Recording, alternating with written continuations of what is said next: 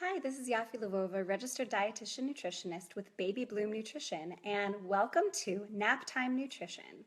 Today we'll be talking about vitamins, protein powders, and micromanaging your nutrients. I wanted to say micromanaging your micronutrients, but it really does have a lot to do with macronutrients as well. So here's the difference. Macronutrients are so macro means big. So macronutrients are protein, fat, carbohydrate, and fiber. Micronutrients are your vitamins and minerals, your trace elements that you're going to find.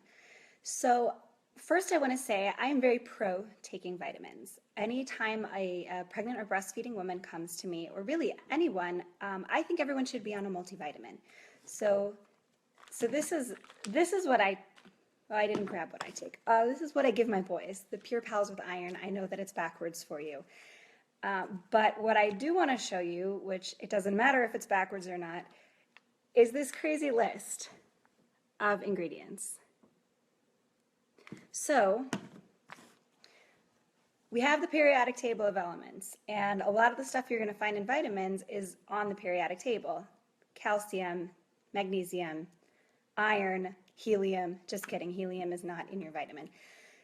But the thing is that even the periodic table of elements did not start out as it is. And one of the main points in this talk is that we do not know as much as we will know 50 years from now. We know a lot more than we did 50 years ago. So vitamins are really good as insurance. I'll say that they're necessary just because of the standard American diet, or wherever you are, it probably is necessary.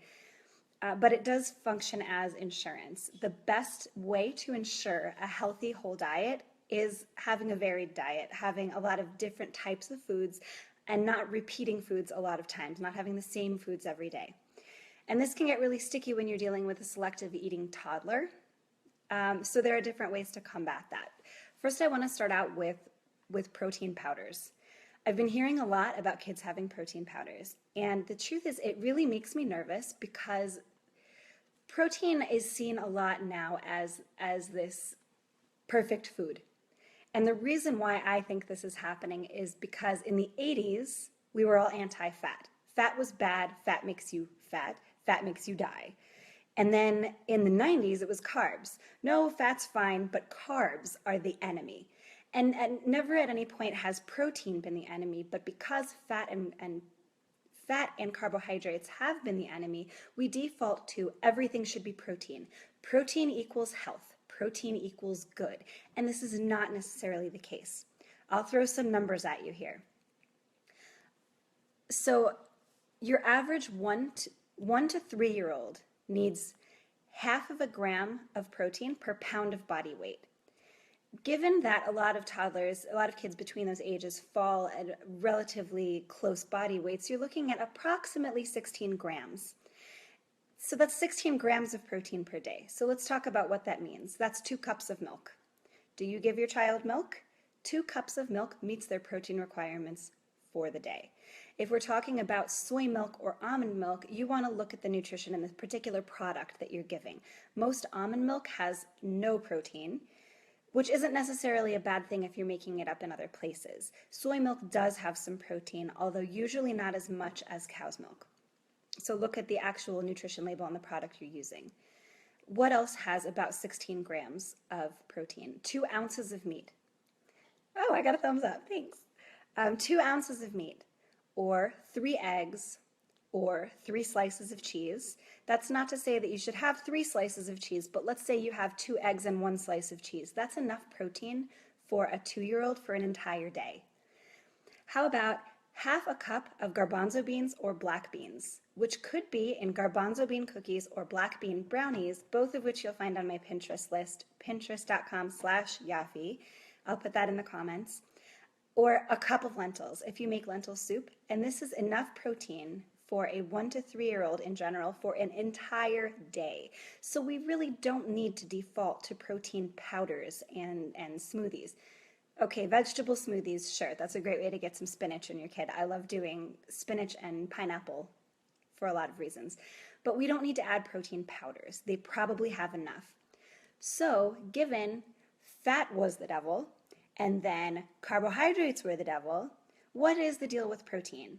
There is a risk to having too much protein. You do need enough, but there are risks.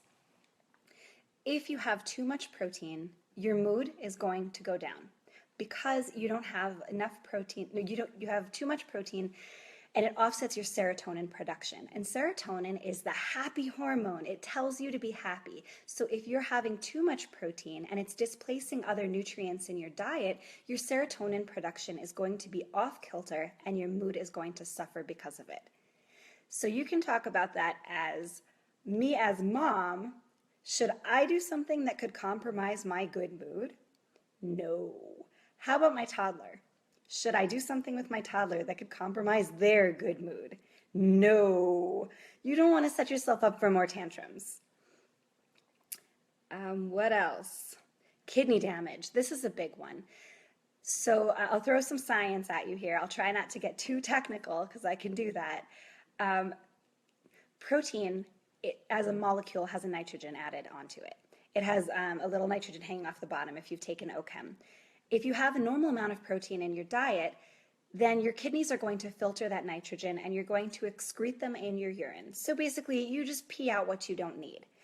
But when you have too much protein, that nitrogen can build up in your kidneys and cause stress. So let's talk about the difference between what kids need and what adults need. I already said that toddlers need about 0.5 gram of protein per pound of body weight. Adults need 0.36 grams of protein per pound of body weight. And a lot of people, especially if you have a nutrition or a pre-med background, are more familiar with the measurement of 0.8 to 1.0 grams per kilogram of body weight, but I figured I'd stay consistent with the pounds since we're in the United States. So by weight, kids do need more, but how much does your toddler weigh and how much do you weigh? Well, I currently weigh an increasing amount because, well, I'm 8 months pregnant, but my toddlers don't weigh nearly as much as I do. So gram for gram, they need a lot less protein than I do. So if I'm going to eat 10 homemade chicken nuggets, they need maybe half of that. They don't need as much as I do. And so sometimes parents can fall into the trap when they're plating their child's food where they plate what they would eat. And they expect the child to eat that much, and it's not reasonable and it's not healthy. And too much protein overall does have negative repercussions, and I really want to stress that because a lot of people are defaulting to these protein powders, and it's really not a safe practice. There are other ways to handle it.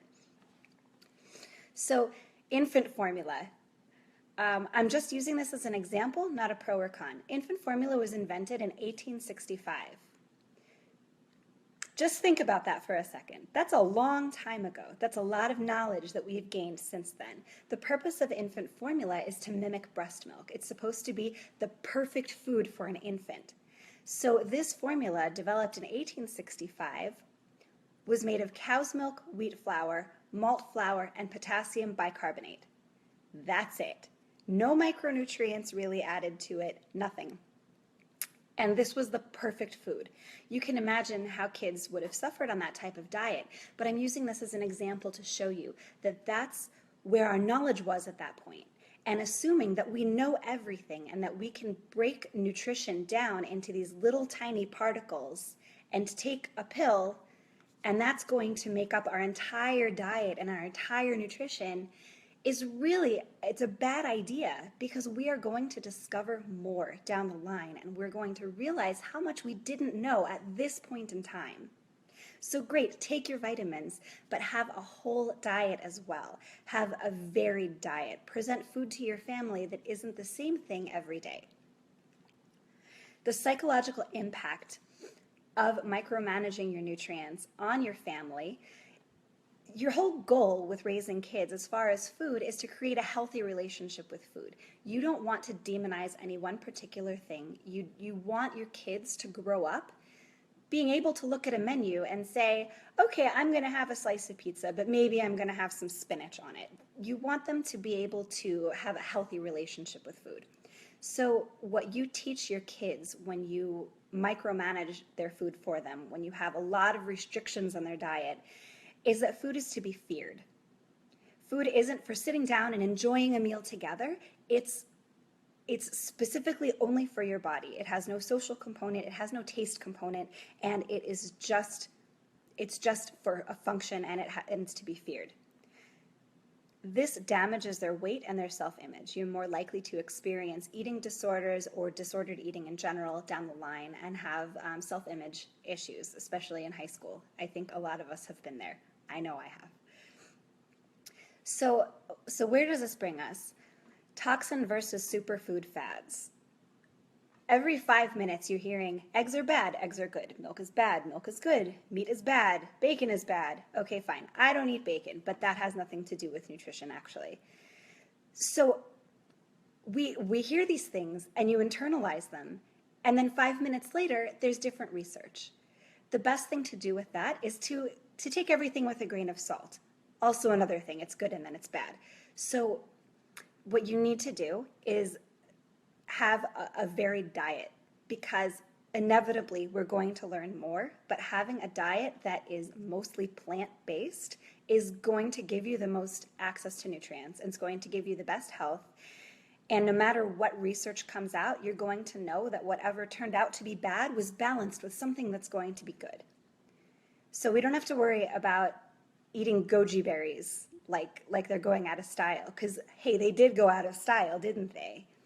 So going to bring it back to my favorite nutrition quote from Michael Pollan in The Omnivore's Dilemma: eat real food, mostly plants. Do I have any questions? Okay, well, feel free to comment, and I will address any comments that come across. And I'm also looking for suggestions for next week's nap time nutrition, which will actually be on Wednesday because of my holiday. Thanks.